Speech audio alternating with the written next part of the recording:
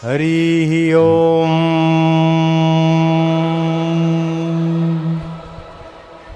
बैसाख मास की बड़ी भारी महिमा है। ब्रह्मा जी ने 12 महीनों में बैसाख महीना का बड़ा महत्व गाया है और भगवान नारायण को प्रिय है। और बैसाख मास में भी हरि के नाम की महिमा का तो पार ही नहीं। डजनों अश्वमेघ यज्ञ करो और भगवान हरि का सुमरण करो प्रीतिपूर्वक, यज्ञों का फल तुमको हो जाएगा। और फिर हरिद्वार में हरि ही ओ,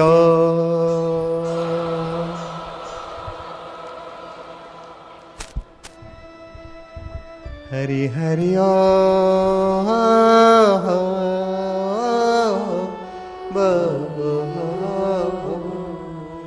भयनाशन दुर्मति हरणा, भयनाशन दुर्मति हरणा, कली में हरि को नाम, कली में हरि को नाम, निश दिन नानक जो जपे, निश दिन नानक जो जपे, सफल होवई सब काम, सफल होवई सब काम। तो क्या करोगे भला? हरि हरि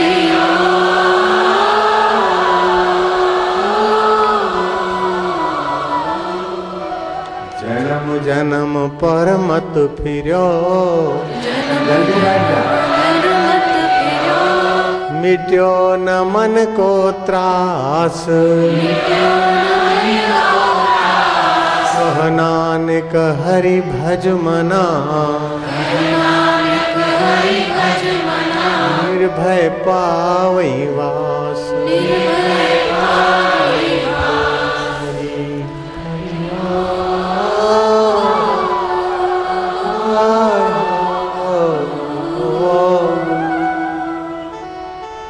ना हम वसामि वैकुंठे, वसामि वैकुंठे, योगिनां हृदयेन वै, योगिनां हृदयेन वै, मद्भक्ता यत्र गायन्ति, मद्भक्ता यत्र गायन्ति, तत्र तिष्ठामि नारदा, तत्र तिष्ठामि नारदा। साधु बाबा हाय कर लो, हाय हरि हरि ओ।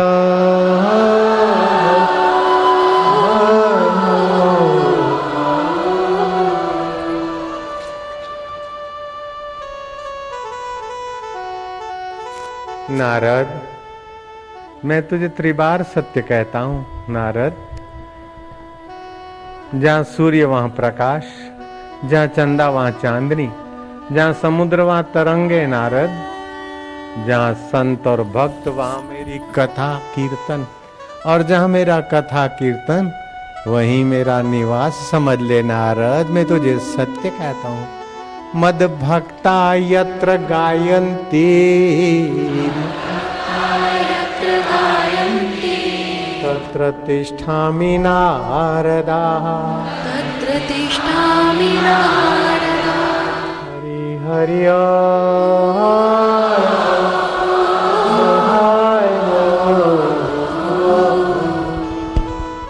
हरि सम जग कछु वस्तु नहीं, हरि सम जग कछु वस्तु नहीं, प्रेम पंथ सम पंथ, प्रेम पंथ सम पंथ, सतगुरु सम सज्जन नहीं, सतगुरु सम सज्जन नहीं, गीता सम नहीं ग्रंथ, गीता सम नहीं ग्रंथ।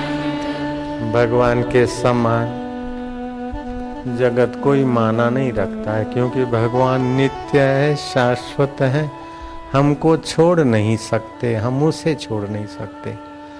शरीर अनित्य है, नश्वर है, हम उसे रख नहीं सकते, संसार को हम रख नहीं सकते। जिसको हम रख नहीं सकते उसका नाम संसार है, और जिसको हम छोड़ नहीं सकते उसका नाम परमात्मा है। परमात्मा में प्रीति करने से सुख, शांति, माधुर्य और संसार साफल्य छाया किनाई हो जाएगा। और संसार को स्नेह करने से जैसे अपनी परछाई को पकड़ने जाओ तो भागती जाएगी, त्यों संसार को जितनी जितनी प्रीति करते जाएंगे उतना संसार थकाता जाएगा, अपने वाले दुश्मन हो जाएंगे और शरीर और संसार को हम रख नहीं सकेंगे। बाबा लाला, मेरी बेटियां, बहुएं, माताएं, बहनें, लालियां, संसार को कोई रख सका है क्या? माताएं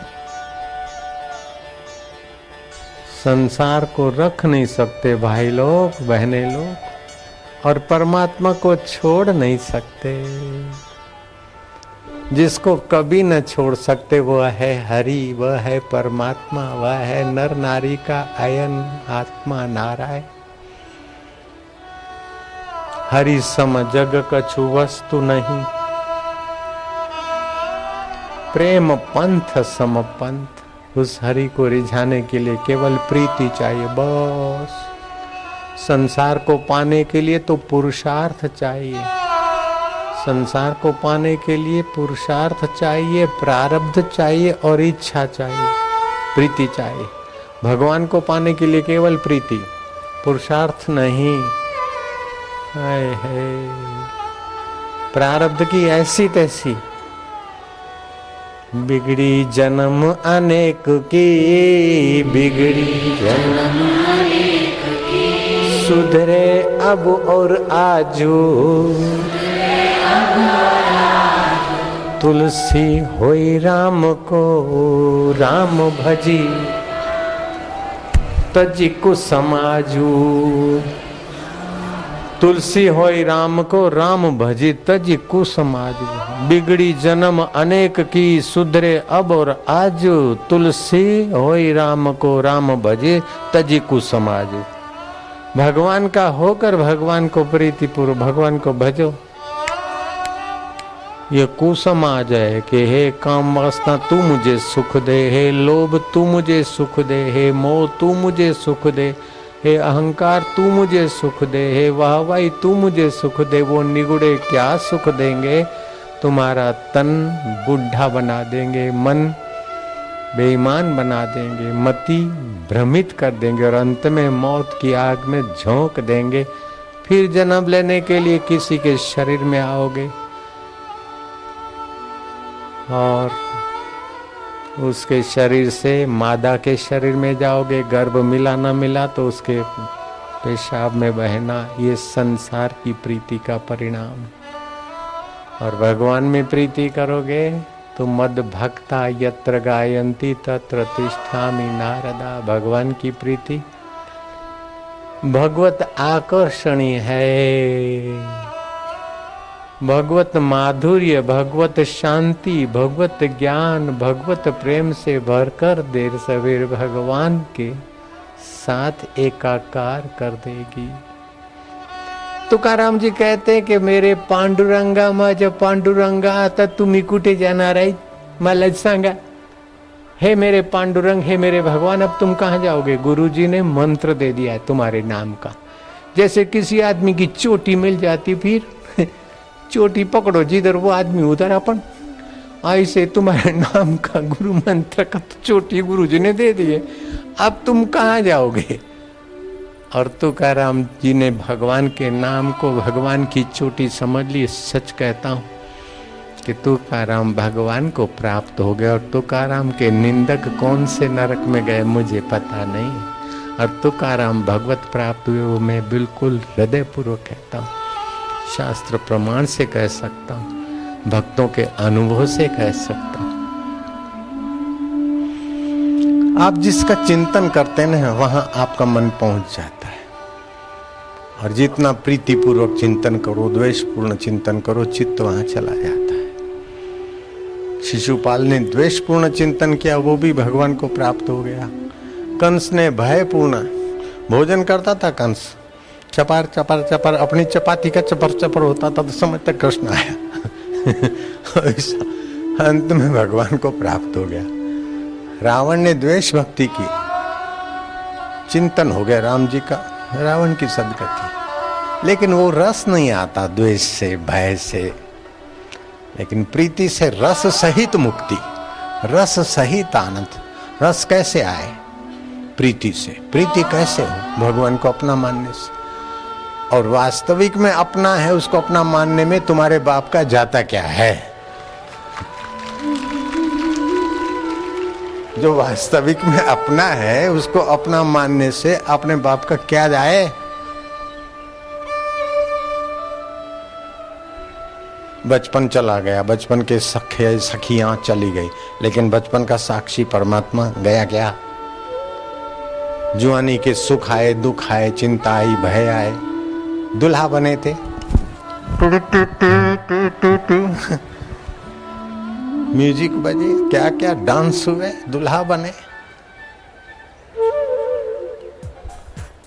हाय शहनाइयां बजी, क्या क्या हुआ, दुल्हा भजे, दुल्हा बने, दुल्हा। कोई दुल्हन बने, लेकिन दुल्हन बनने के दिन चले गए। अब तो मौसी टेढ़ी मेढ़ी चाल चल। क्या हो गया मेरे गोटे में? कोई ऐसे रंग में तो कोई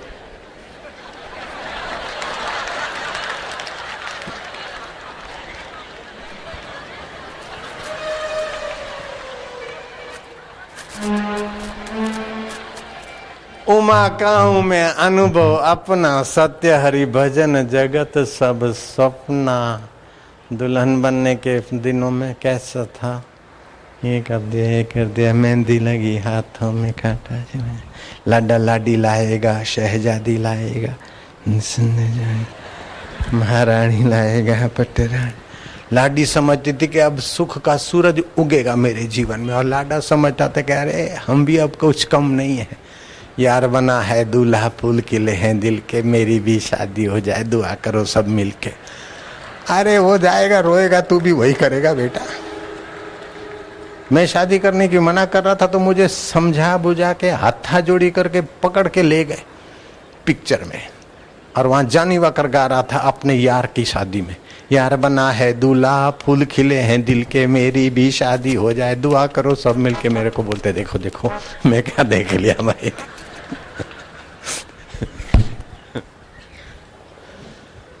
वो सब चला गया। माताएं बुरा मत मानना, बेटियां देवियां, आप याद करो बचपन के मेहंदी लगी, कैसा समझती थी कि बहुत सुख मिलेगा, बड़ी सुखी रहेंगी। और भाई लोग आपको भी ऐसा लगा, लेकिन वो सुख के दिन, चिंता के दिन, भय के दिन, बीमारी के दिन, प्रसूति की पीड़ा के दिन, कहराने के दिन सब चले गए। उसको जानने वाला गया क्या? ज्ञान स्वरूप ईश्वर गया क्या?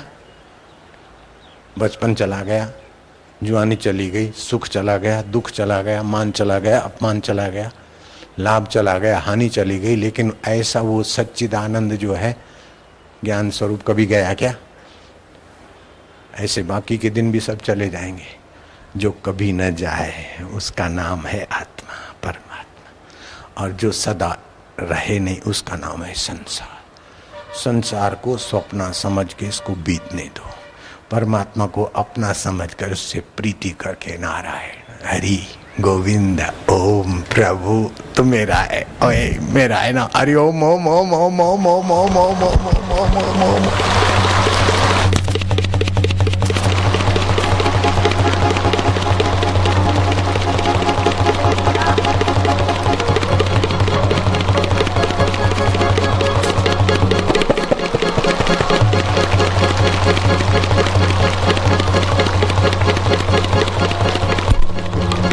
हरि ओम ओम ओम ओम ओम ओम ओम ओम प्रभु जी, ओम ओम ओम प्यारे जी, ओम ओम मेरे जी, ओम ओम ठाकुर जी, ओम ओम शिव जी, ओम ओम आत्मदेव जी, ओम ओम गुरु जी,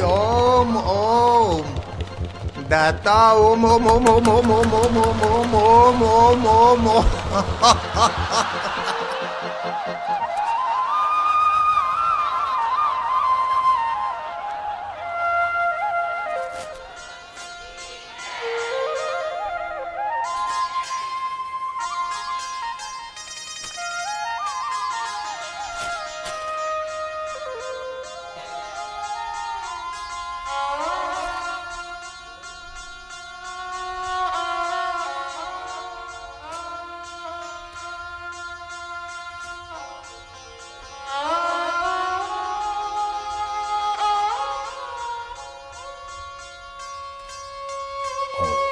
नमो भगवते वासुदेवाय।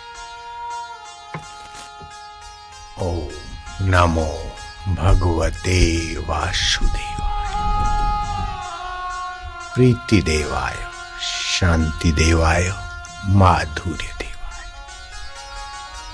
ओम नमो भगवते वासुदेवाय। ओम नमो भगवते वासुदेवाय।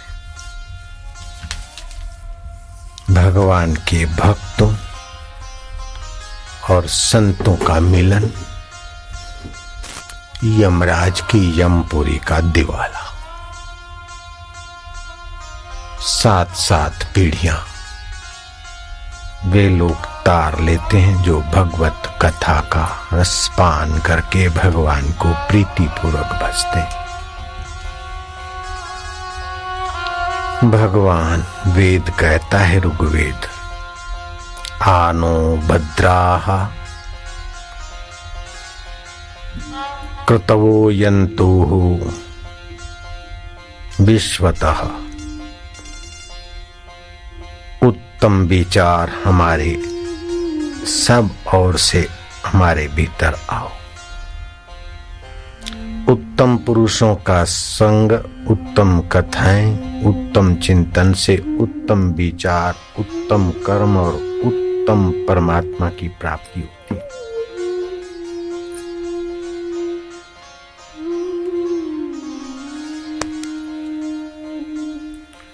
वैशाख मास को ब्रह्मा जी ने सबसे श्रेष्ठ मास घोषित किया। वैशाख मास भगवान को अत्यंत प्रिय है। वैशाख सम मास न, सतयुग सम युग नहीं। दया समान कोई धर्म नहीं, आरोग्य समान कोई उन्नति नहीं।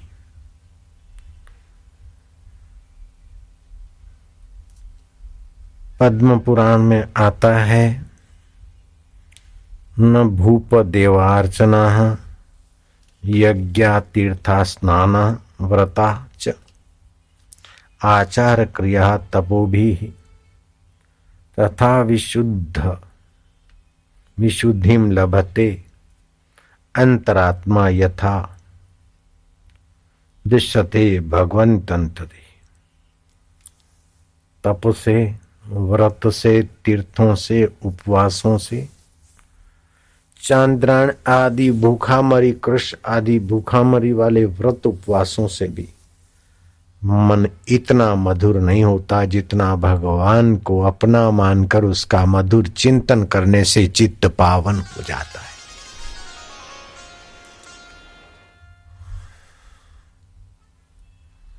देव ऋषि नारद जी विचरण करते करते राजा अम्बरीश की पुण्यमयी नगरी में जा पहुंचे। राजा अम्बरीश भगवत भक्त हैं। जहां हरियाली वहां बादल, जहां बादल वहां हरियाली, जहां भक्त वहां संत, जहां संत वहां भक्त। अम्बरीश उठ खड़े हुए और देव ऋषि नारद का अर्घ्यपाद से भली प्रकार पूजन किया। जलपान कराने के बाद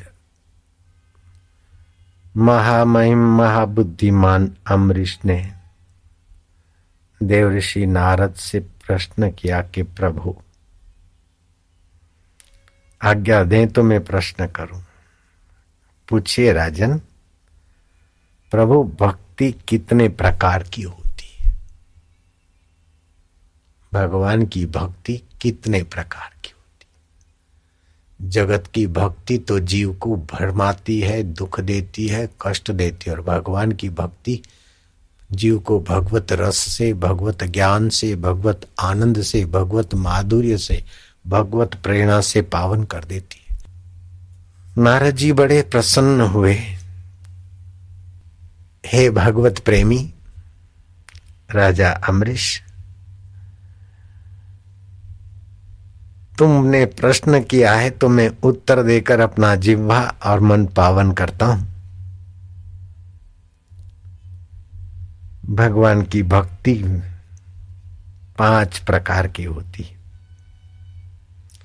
मानसी भक्ति होती है, उसमें मन ही मन भगवान को अपना मानकर उसका ध्यान किया जाता है, साकार निराकार अंतरात्मा रूप।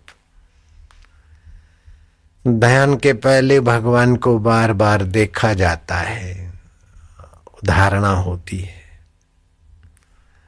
और बुद्धि में भगवान सत्य है, चित्त है, आनंद स्वरूप है, वेद का अर्थ बुद्धि में बिठाया जाता है। वेदार्थ अपनी बुद्धि में बिठाकर भगवान का बार बार ध्यान किया जाता है। ये मानसिक भक्ति है, मानसी भक्ति। राजन, दूसरी भक्ति होती है वाची की भक्ति। वेद मंत्र का उच्चारण, गुरु मंत्र का जप, भगवान नाम जप, वेदों का पाठ, आरण्य पाठ, ये वाचिक भक्ति में आता है।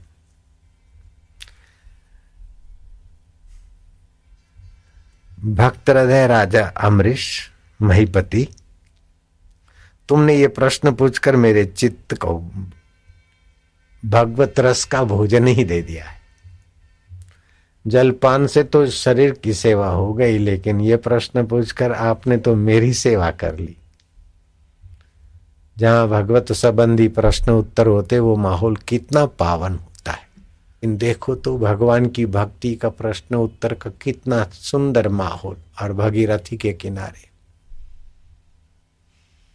वो दूर छोटे छोटे जरा जरा कुछ दिख रहे हैं, छोटे छोटे नन्हे नन्हे सिर। अब कितने लोग हैं वो अल्लाह भगवान जाने, लेकिन वो इतनी शांति और इतनी प्रीति करने की ताकत पुलिस के डंडों में नहीं है, मिलिट्री के बमों में नहीं है, रुपए के प्रलोभन में नहीं है, लेकिन भगवान की भक्ति और प्रीति में इतने लाख लोग शांति से सत्संग में बैठे। नारायण हरि नारायण हरि। नारद जी कहते हैं कि महाबुद्धिमान परम वैष्णव, दूसरी भक्ति वाचिक होती है वेद मंत्र उच्चारण, जप, आरण्यक पाठ। इसे वाची की भक्ति कहा जाता है। तीसरी भक्ति होती है कायी की भक्ति, जिसमें व्रत उपवास, जैसे पूनम का व्रत, एकादशी का व्रत पाप नाशनी शक्ति देता है, आरोग्य प्रदाय। ये कायी की व्रत में कायी की भक्ति में आता है व्रत, उपवास, नियम पालन, इंद्रिय संयम। इससे सिद्धियां भी मिलती है। पीड़ोत भवति सिद्धया। शारीरिक कष्ट सहकर व्रत, उपवास, नियम पालने से सिद्धियां भी मिलती है। इसको कायी की भक्ति कहा गया है। चौथी होती है लौकी की भक्ति।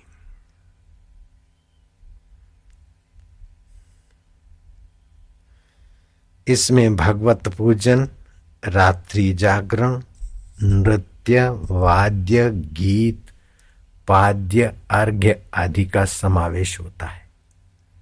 पूजा पाठ वाली भगवत प्रीति के लिए इसमें नृत्य, भगवान का कीर्तन करते नाचना, अर्घ्यपाद, वाद्य, गीत, साज। अपने सत्संग में ये सभी भक्तियों का प्रसाद अपने को मिलता है। आते आते वही बहा हो जाता है। दो ही तत्व है, एक परिवर्तनशील माया का और एक परमेश्वर तत्व। परिवर्तनशील है भूमि, आपो, अनलो, वायु, खम, मनो, बुद्धि, रेवच। ये 8 बदलने वाला है और उस 8 को बदलाहट की सत्ता, स्फूर्ति और 8 के बदलाहट को जानकारी देने वाला अबदल आत्मा ही परमात्मा का सनातन अंश है। इस प्रकार का भगवत ज्ञान और भगवत नाम उच्चारण मात्र से तीर्थ, व्रत, तप, यज्ञ, याग आदि सभी से कई गुना ज्यादा साधक शीघ्र ही भगवत भक्ति में सफल हो जाता है। इसीलिए कबीर जी ने कहा,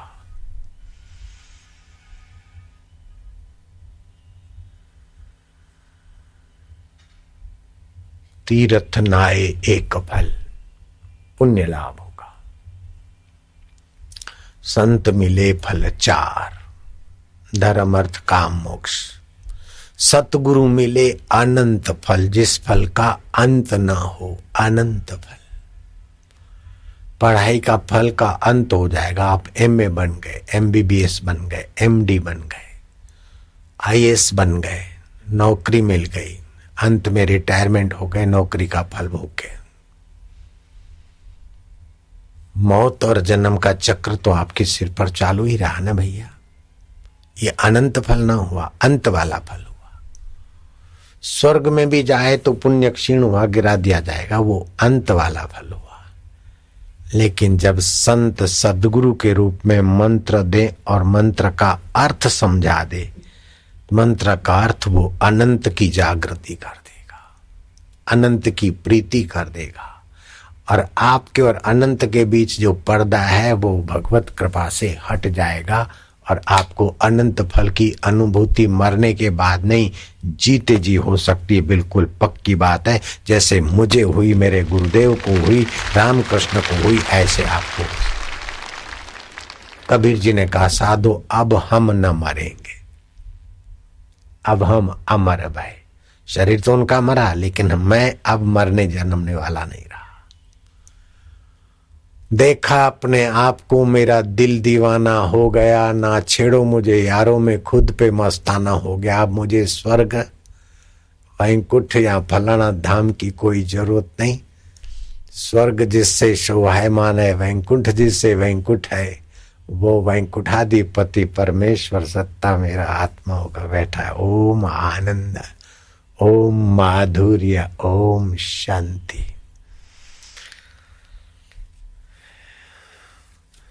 इस प्रकार का सत्संग करने वाले महापुरुषों के चरणों में राजा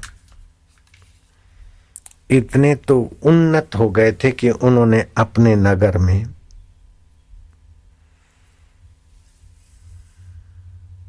प्रजाजनों को भगवान की भक्ति और भगवान नाम सहित भगवान का वास्तविक तत्व प्रसाद मिले,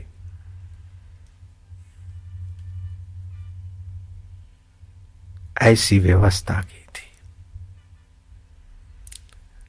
और सभी लोग भगवत भक्ति, भगवत शांति, भगवत माधुर्य पाकर खुद तो तरे, लेकिन उनके नरकों में जो पड़े थे उनकी भी सदगति हो गई। यमराज का यमालय खाली हो गया। पुराणों में कथा आती है। यमराज गए ब्रह्मा जी के पास कि जो वेतन तो ले और उसके पास काम ना हो, तो मुफ्त का वेतन लेने वाले को काष्ठ का कीड़ा बनने की गति मिलती। अब हमारा विभाग बिल्कुल शून्य हो गया है।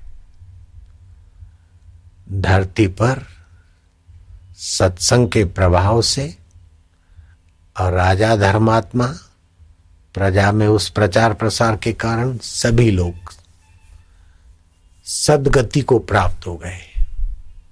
तो अब स्वर्ग की इच्छा करने की वासना भी नहीं रही लोगों में, तो स्वर्ग भी खाली हो गया और नार के जीवों की सदगति हो गई। तो मैं संयमपुर का देवता किस बात का रहा? प्रभु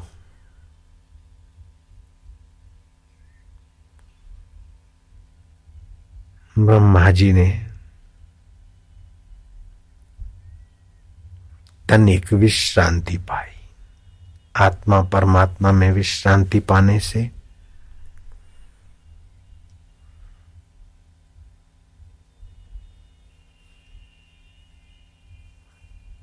सत्य का पता लगाने की युक्ति सूझ जाती है और सत्य प्रकाशित भी हो जाता है।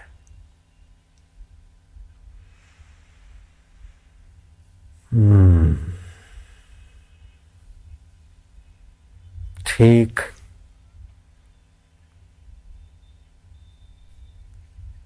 ब्रह्मा जी को पता चल गया कि संत और राजा का पुरुषार्थ है, इसलिए तुम्हारी संयमपुरी खाली हो गई। अब उस राजा को भगवान की आज्ञा होगी तभी मानेगा। भगवान नारायण वासुदेव की स्तुति की। ब्रह्मपुरी के देवता और संयमपुरी की देवता से भगवान नारायण प्रकट हुए और भगवान नारायण को प्रार्थना किया कि ऐसा ऐसा ब्रह्मा जी ने कहा कि मेरे पास आए और इनकी नियमपुरी खाली हो गई। बोले उस राजा ने वसुदेव भक्ति का प्रचार किया है।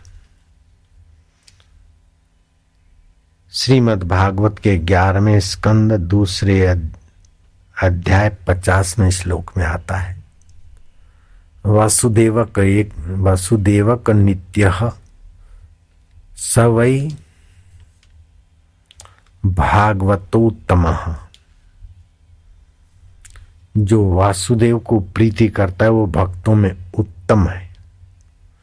ऐसे उत्तम भक्त के लिए मैंने उसकी 10,000 वर्ष आयुष्य कर दी और 8,000 वर्ष पूरे हुए। इसलिए इतने लंबे अरसे में तुम्हारा यमपुरी खाली होना स्वाभाविक है। मैं वैकुंठ छोड़ सकता हूं, कौस्तुभ मणि छोड़ सकता हूं, लक्ष्मी का त्याग कर सकता हूं, शेष शया का त्याग कर सकता हूं, लेकिन जो भक्त मेरा चिंतन करते और मुझ में विश्रांति पाते, मैं उनका त्याग नहीं कर सकता हूं। इसलिए ऐसा ही चलेगा। भगवान नारायण अंतर्धान हो गए, यमराज देखते ही रह गए। ब्रह्मा जी अपने लोक को गए, वापस चले गए। ब्रह्मा जी वापस चले गए, यमराज भी वापस चले गए। ये शायद पहला प्रसंग हुआ होगा कि आराधना करे और फिर भगवान अंतर्धान हो जाए। बोले ऐसा ही होता रहेगा, ये वापस चले जाए। हम भक्त पराधीन। जीवात्मा परमात्मा का अंश तो है, लेकिन जीवात्मा जब भगवत प्रीति, भगवत ज्ञान, भगवत ध्यान के द्वारा परमात्मा को प्रेम करता है तो जीवात्मा भगवान का अंश नहीं रहता, भगवान का मुकुटमणि हो जाता है। मैं भक्तन को दास, भक्त मेरे मुकुटमणि। मैं संतन को दास, संत मेरे मुकुटमणि। उड़ीसा के तरफ एक संत थे जिनका नाम था जगन्नाथ दास। जगन्नाथ दास वैष्णव संत थे। बुढ़ापे में कमजोरी और हाजत बार बार होना, अस्वस्थता होना कईयों को होती है, ऐसे शिकार बन गए। उनके सेवकों में से रात्रि को कोई नीचे सोता था और उपले कमरे में वो भक्त जगन्नाथ दास रहते थे। आवाज मारते थे, भैया आजा आजा। कोई भक्त आता था, कभी 8 दिन कोई भक्त रहा, 8 दिन कोई भक्त रहा। इसमें किसी युवक का पिता नहीं आया और बेटे को भेज दिया बाबा की सेवा में, और बेटा तो जवान, भैया आजा आजा रे आजा, शौच जाना है। अरे आता ही नहीं क्या, मेरा कोई नहीं? तुरंत जगन्नाथ की नींद खुली। मेरा कोई नहीं कैसे? जो मेरा भजन करता है उसका तो मैं ही हूं। वो युवक के रूप में भगवान जगन्नाथ स्वयं आ गए, उठाया, शौच आदि जो कुछ करना था करवा के सुला के गए। बोले बाबा अब तुमको दोबारा चिल्लाना नहीं पड़ेगा, तुम याद ही करोगे, तुम्हें कुछ जाने का भाव ही होगा, मैं खबरदारी से आ जाया करूंगा। दूसरे सेवक को मत रखियो बाबा। कुछ दिन ये सिलसिला चला। एक दिन बाबा ने देखा कि जब से ये युवक आया तब से प्रसन्नता बढ़ गई और कुछ अच्छा सा लग रहा है। भूमि की सात्विकता, व्यक्ति की सात्विकता, खान पान की सात्विकता, भावों की सात्विकता से अपने मन में खुशी, शांति, आनंद आता है। जैसे पूरा शरीर अपना है लेकिन कुछ अंग पवित्र है, कुछ अपवित्र है, कुछ विशेष पवित्र है। ऐसे ही इस भूमंडल पे जैसे नदियों में गंगा जी, व्रतों में एकादशी और मुक्तिदायी जगहों में 7 जगहों पे ईश्वरीय ब्रह्म परमात्मा की विशेष ओरा जागृत होती। अयोध्या, मथुरा, माया मना, हरिद्वार, काशी, कांची, अवंतिका, उज्जैन, पुरी, द्वारा, वतिश्चैव सप्तेता मोक्षदायका। भय, चिंता, शोक आदि से जीव को ऊपर उठाने में भी ये भूमि सहायक होती है और जन्म मरण से मुक्ति दिलाने में भी ये 7 पुरियां मोक्षदायी मानी गई है, जिसमें से एक हरिद्वार है। आप यहां बैठे दिल्ली में सत्संग सुनने वालों को महसूस होता होगा कि हम भी वही के वही, बापू भी वही के वही, लेकिन यहां कुछ ज्यादा अच्छा लगता है। सहारनपुर वालों का भी यही हाल होगा, अहमदाबाद वालों का भी यही हाल होगा, और ऋषिकेश और हरिद्वार से जो दिल्ली आते हैं उनका भी वही हाल होगा। स्थान का भी अपना प्रभाव, खान पान का अपना प्रभाव, चिंतन का अपना प्रभाव चित्त पे पड़ता है। व्यक्ति के मिलन का प्रभाव पड़ा। जगन्नाथ दास ने पूछा कि तुम कौन हो युवक, तुम्हारे पिता का नाम क्या है, कहाँ रहते हो? युवक ने कहा कोई बन जाओ हमारा पिता। कोई बन जाओ ये कैसे? बोले महाराज मैं तो आपका सेवक हूं, आपका बालक हूं। महाराज को शंका गई कि बालक कोई साधारण नहीं है।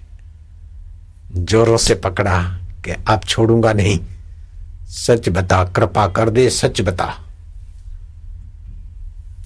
भगवान जगन्नाथ का श्री विग्रह बाबा को साकार में देखा। जगन्नाथ फुट फुट कर रोए कि प्रभु आप और मुझे शौचालय में ले जाए।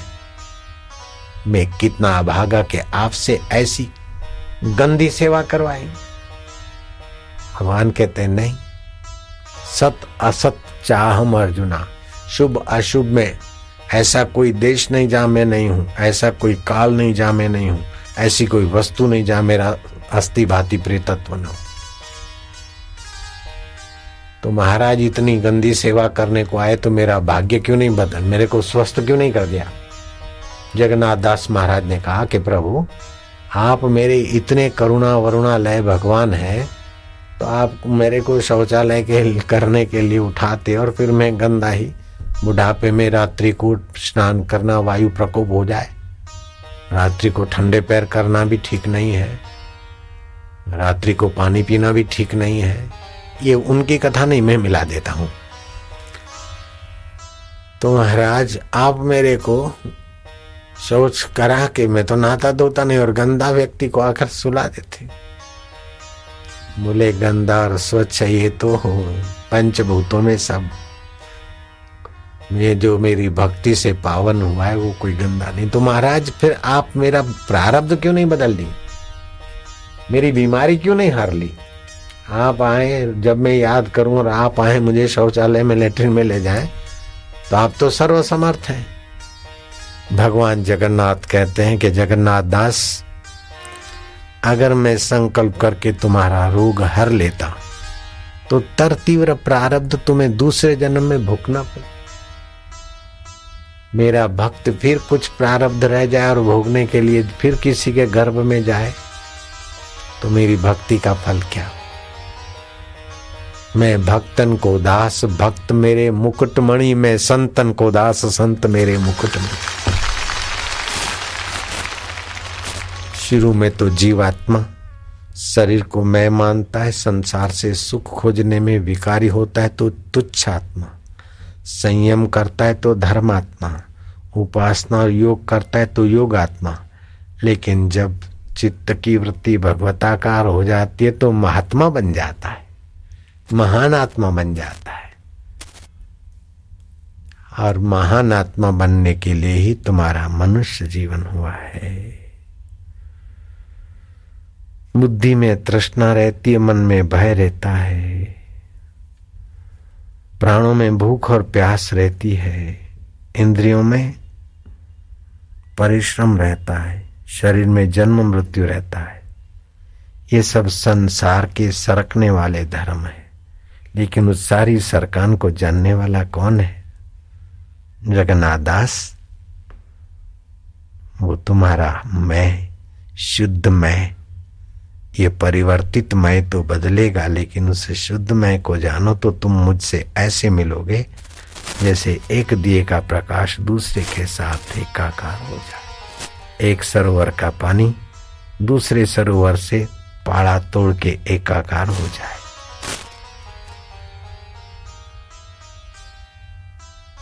जगन्नाथ दास भगवान को देखते देखते अपने आप को खो गए, अपने आप को खो दिया और जिसी के थे उसी के हो गए। परम विश्रांति में ब्राह्मी स्थिति प्राप्त कर कार्य रहे ना शेष, मोह कभी ना ठग सके इच्छा नहीं लवलेश। जिन्होंने मंत्र दीक्षा लिया है उनको मंत्र दीक्षा के वक्त भगवान के मंत्र का, नाम का अर्थ समझाया जाता है। अर्थ सहित मंत्र जपे और उसमें प्रीति मिला दे तो उसकी धारणा भी होने लगेगी, ध्यान भी होने लगेगा, समाधि का सत्व भी आने लगेगा केवल मंत्र जाप से। और प्राणायाम करने की विधि भी सिखा देते। और प्रज्ञा के अपराध से, बुद्धि की कमजोरी से, बुद्धि में छुपी वासनाओं के कारण जीव भटकता है, तो बुद्धि में भगवत प्रकाश और शक्ति आए, इसलिए गर्दन को पीछे दबोच के अपनी चोटी उसके नीचे नाड़ी जाल है, उसमें भगवत सत्ता का प्रभाव आए, ऐसे प्राणायाम कराए जाते हैं। फूं फूं करके तो आप फेफड़ों की कसरत करके कुछ रोग मिटा सकते हैं, लेकिन उस फूं फूं के साथ अगर भगवान नाम हो और थोड़ा बाह्य कुंभक, आभ्यंतर कुंभक हो तो रोग तो मिटे, लेकिन जन्म जन्म के भव रोग भी मिटे और आपको श्रम कम पड़े और लाभ ज्यादा हो। अधिक प्राणायाम एक दिन किया और दूसरे दिन कम किया, अभी तो फायदा हो जाएगा थोड़े दिन, लेकिन आगे रिएक्शन के लिए गुंजाइश रह जाती। इसलिए जितने प्राणायाम प्रारंभ करें फिर थोड़े थोड़े करके बढ़ाएं, और जितने बढ़े फिर घटाए नहीं। एक दिन 200 प्राणायाम किया और दूसरे दिन 50 किया तो ये खतरे से खाली नहीं। एक दिन 50 किया, दूसरे दिन 10 किया, तीसरे दिन 25 किया, चौथे दिन 35, फिर 12 कर दिया, नहीं। और ये प्राय आज के युग में संभावना है। मेरे गुरुजी 64 प्रकार के प्राणायाम जानते थे, फिर भी समाज में आम आदमी के लिए 10 प्राणायाम अनुलोम विलोम करके, जिससे दोनों नाड़ियां गंगा और यमुना और तीसरी सरस्वती का द्वार खुला हो जाए। फिर श्वास ले और रोक दे 1 मिनट के लिए, नाड़ियों में बल बढ़े और पड़े हुए संस्कार भगवान नाम के संस्कारों के प्रभाव से हल्के संस्कार मिटे और भगवत संस्कार स्थिर हो जाए।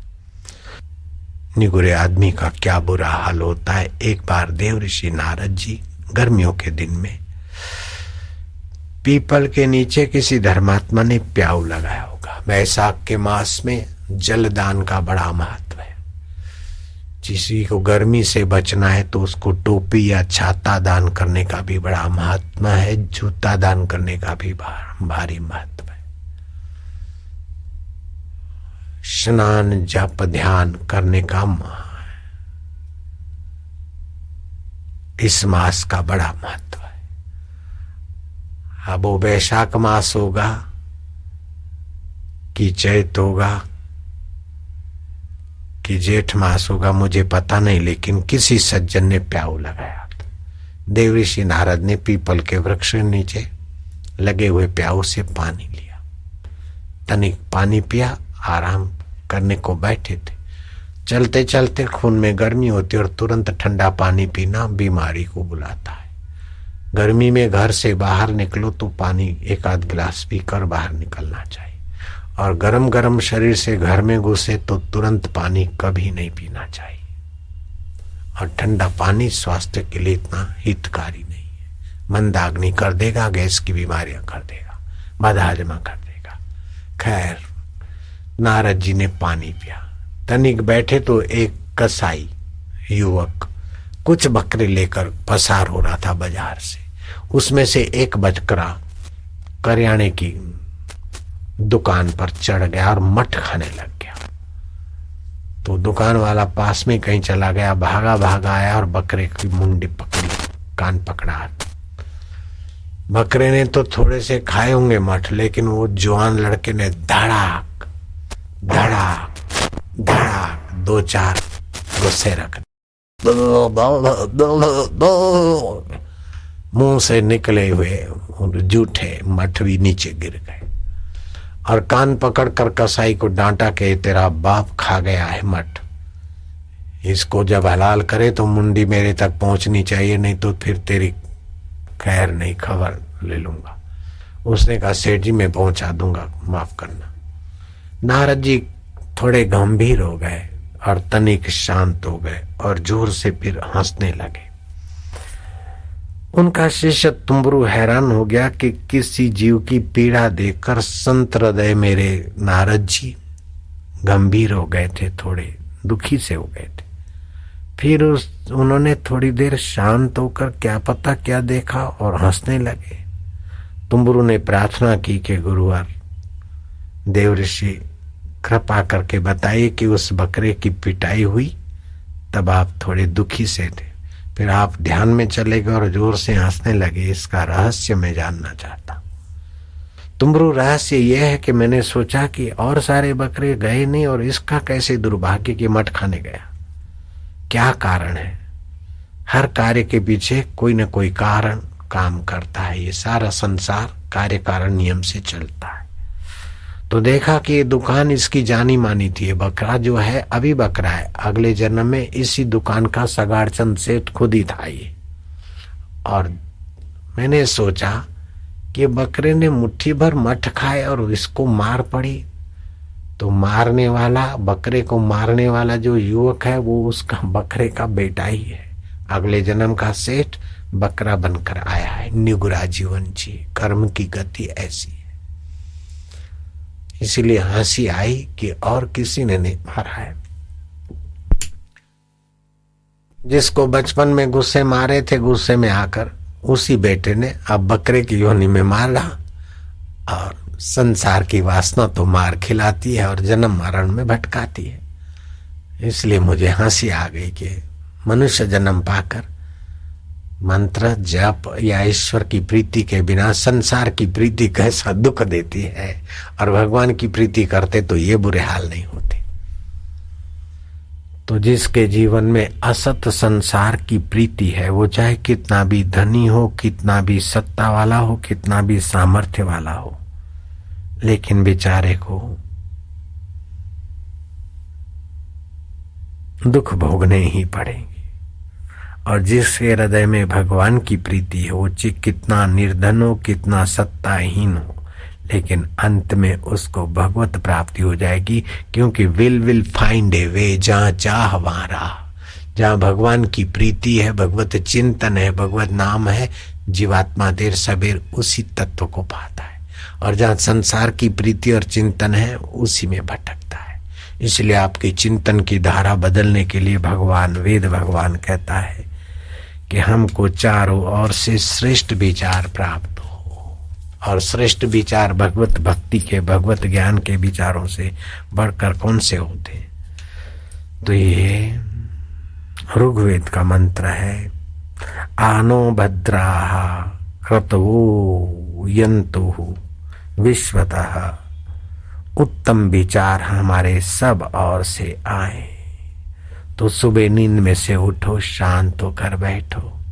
रात्रि को नींद में जाओ, उसके पहले सोचो कि अच्छा काम किया तेरी सत्ता स्फूर्ति से, बुरा काम किया मेरी दुष्ट वासनाओं से, बुरे काम से बचाई हो, अच्छे काम की कृपा तुझे अर्पण कर देता हूँ, तुम्हारी कृपा का फल। मैं तुम्हारा हूँ, तुम मेरे हो।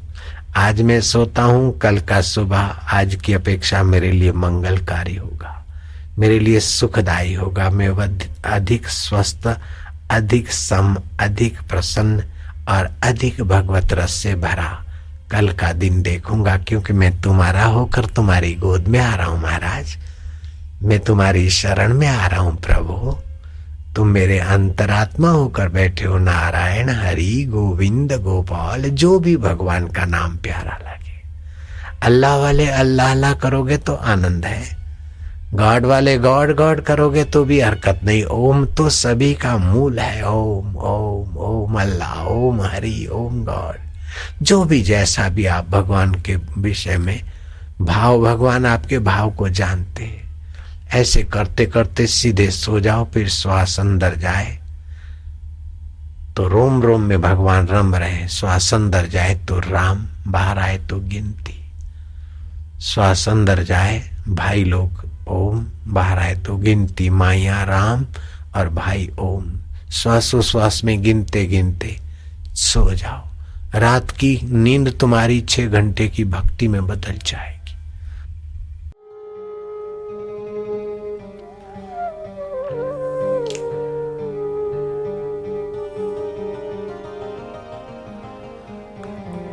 हे भक्ति माता, हे रस रूपा,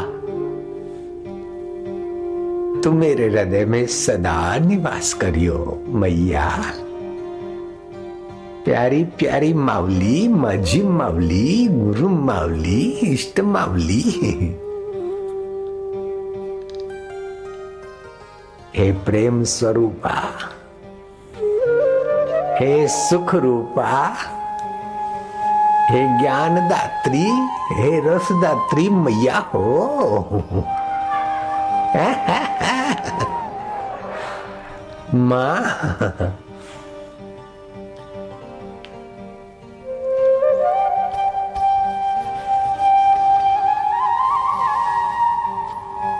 आनंद देवा, माधुर्य देवा, प्रीति देवा, वालुड़ा देवा, आत्मदेवा, ब्रह्मदेवा, घटाकाश, मठाकाश, रज्जू, सर्प, सिप्पी, चांदी, ये तो विद्वानों को सौंप दे। हम तो तेरे रस में रस वाले होंगे महाराज। ये सिद्धांत वेदांत का उन वेदांतियों को अर्पण है। हमें तो सिद्धांतों के मूल में विश्राम पाने दे प्रभु जी।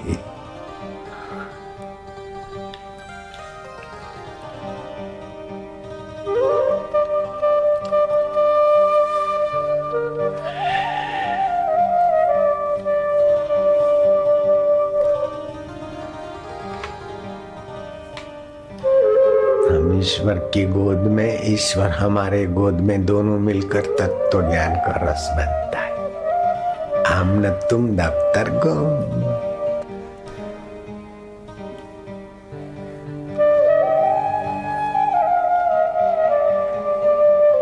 एक तत्व ज्ञान होता है श्रोत्रिय, दूसरा होता है श्रोत्रिय श्रवण करते करते करते करते करते ब्रह्मनिष्ठा हो, और फिर जीवन मुक्ति तो आनंद है, तो सीधा वहीं पहुंचा देगा। कौन श्रोत्रिय बने इतना इंतजार, फिर ब्रह्मनिष्ठ बनो। कुछ नहीं बनना है, वहां रहो, हम तो तेरी गोद में बैठ कर, नहीं तो तेरे को गोद में बिठा दिया वालूड़ा।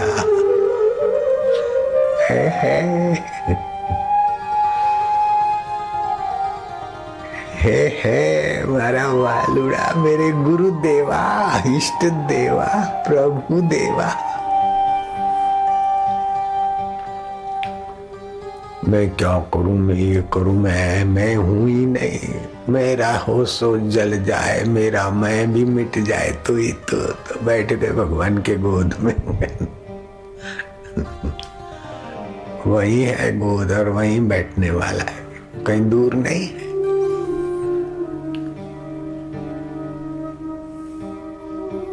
वाग गदगदा, वाणी गदगद हो जाएगी, चित्त द्रवित हो जाएगी, कभी हंसी आएगी, कभी रुदन आएगी, कभी गुनगुनाहट होगी। मस्तों की मस्ती इबादत से कम नहीं, इश्क इलाही में डूबे हुए खुदा से कम नहीं। ये इश्क इलाही है। उर्दू भाषा में इश्क मिजाजी, इश्क इलाही, इश्क हकीकी, ये भक्ति के भेद है। वहां चित्त की अवस्था से भक्ति के भेद बनते, बाकी तो वास्तव में वही भक्त और भगवान है। ओम नमो भगवते वासुदेवाय, प्रीति देवाय, भक्ति देवाय। हम तो सीधा तुमको गोद में बिठा देते ठाकुर, माधुर्य देवाय, बस हो गए।